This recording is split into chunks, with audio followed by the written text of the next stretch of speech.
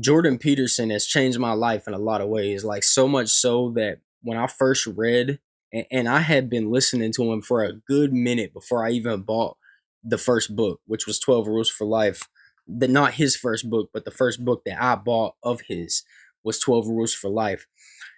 And again, I had been watching him and shit for a minute before I even did that.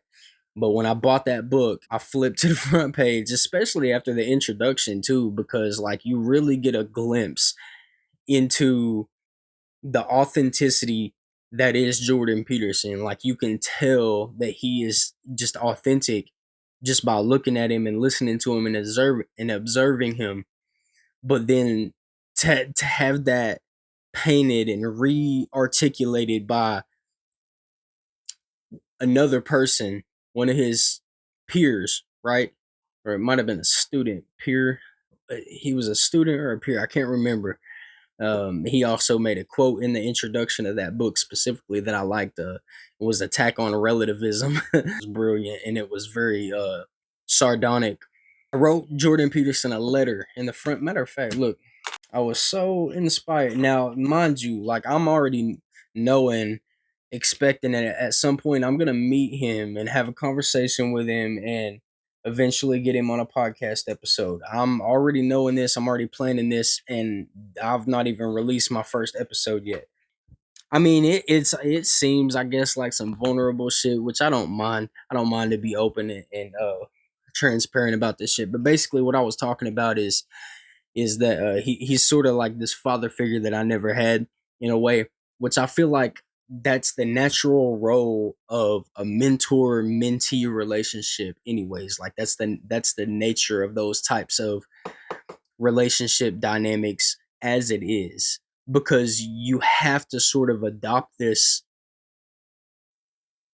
childlike willingness and openness to learn from a mentor. If you're really going to get the most value out of a mentor mentee relationship, you have to adopt this like plasticity, this like plasticity in terms of not only your mind but your character and your willingness to open yourself up to alternative beliefs and perspectives. And I think that's important in general, but even more so in the context of a mentor mentee relationship, because the whole point of you entering into one of these dynamics is to learn.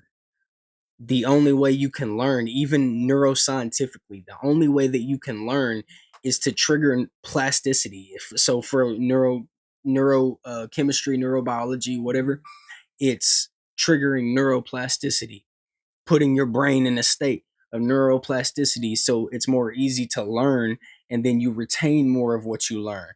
And then of course there's a bunch of other nuance to that. So like for the brain, you can like focus for 90 minutes and then do a little 10 to 15 minute rests in between, like intentional defocus where you don't focus on anything, you just sit there and like try to clear your mind as much as that is actually effectively possible, and then start back and whatever, and like exercise, and there's certain breathing techniques you can do to trigger plasticity. I don't want to harp too much on the whole plasticity point, but it's applies to in the same context to relationship dynamic with a mentor and a mentee relationship, because you have to open yourself up to this sort of plasticity of character and mind in like a lot of different domains, because not only are you engaging in a relationship like this to learn and to begin with, and obviously as I've just stated, it's essential for you to be plastic if you're going to learn so you can be more easily molded and so you're more intelligent. And the definition being used in this context for intelligent is rate of learning. So like how long does it take you to experience a certain condition to learn a certain result?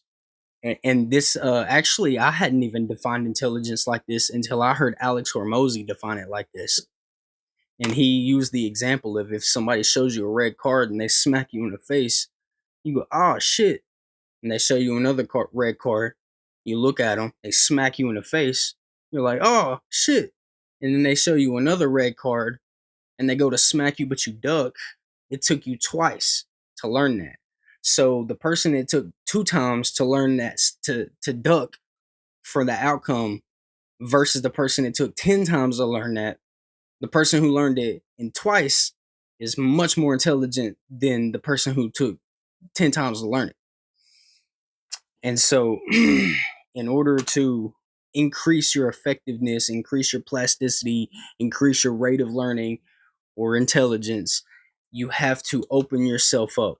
And the best way to open yourself up, or rather, it is best to open yourself up in as many ways as you possibly can think of and willfully put into practice, because you don't know which areas or which aspects of yourself not only need to change, maybe, that you might not even be aware of, in order to learn certain things that you are going to have to learn from this relationship.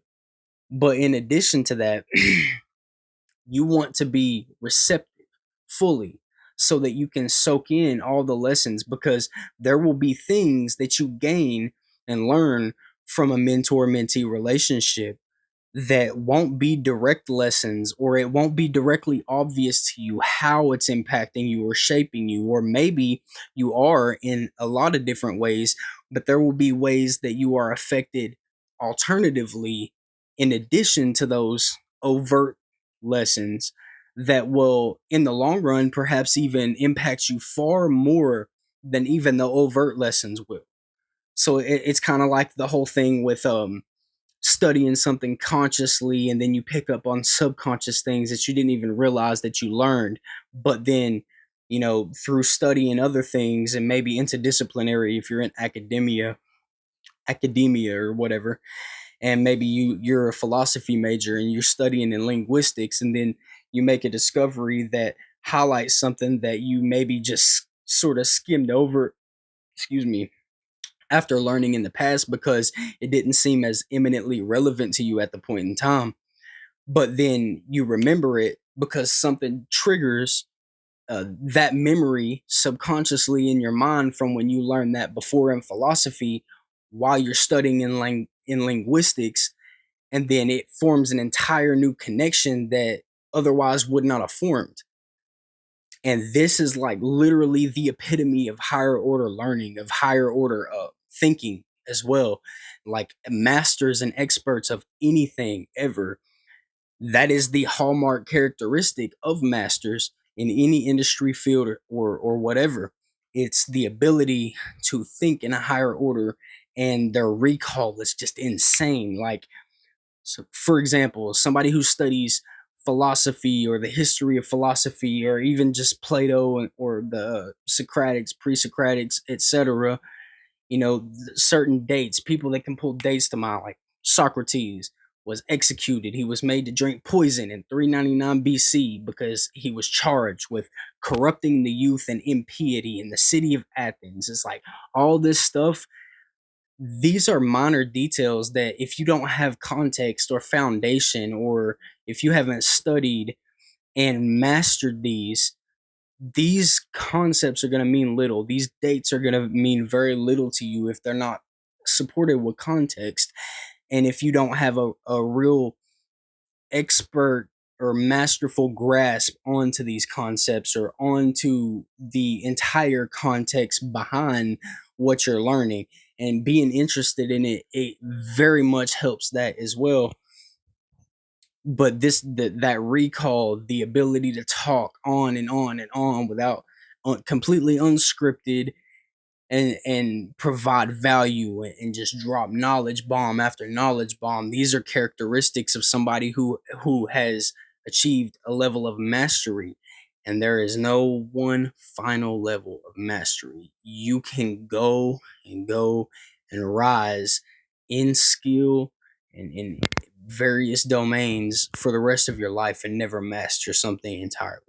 Nobody can achieve perfect mastery, but the pursuit to achieve perfect mastery is in itself an extremely fulfilling life.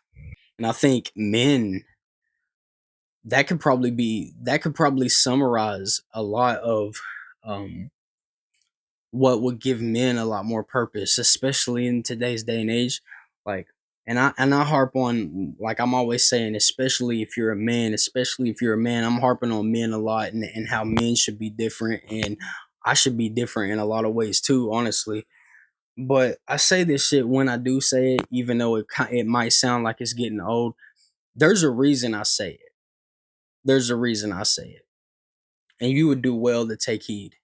You would do well to really like chew on it, chew on the ideas. I wouldn't ever want to run the risk of somebody taking just any and everything that I say as gospel and never questioning it, because that is indeed one of the biggest problems that I speak on myself, is people just taking hearsay and then adopting it as this ideology, which is extremely destructive. Think for yourself. Observe the ideas that are out here. Observe the ideas that are available. Learn what you want to learn, study what you want to study, chew on the ideas and wrestle with them yourself. Don't listen to what somebody says and just adopt it as mentality or as law or as mindset, or you know, actually fucking deal with these ideas and concepts for yourself and come to your own conclusions. And if you don't understand it, you cannot just assume that because somebody seems or sounds more intelligent than you, or at the very least more intelligent than what you are able to comprehend, you cannot make the conclusion on that basis alone that they sound smarter than I am, they must be smarter than I am. Therefore, the first one was implied but not stated. Therefore, it must be the truth. That is extremely dangerous. That's an extremely dangerous mindset, and you would do well to avoid it.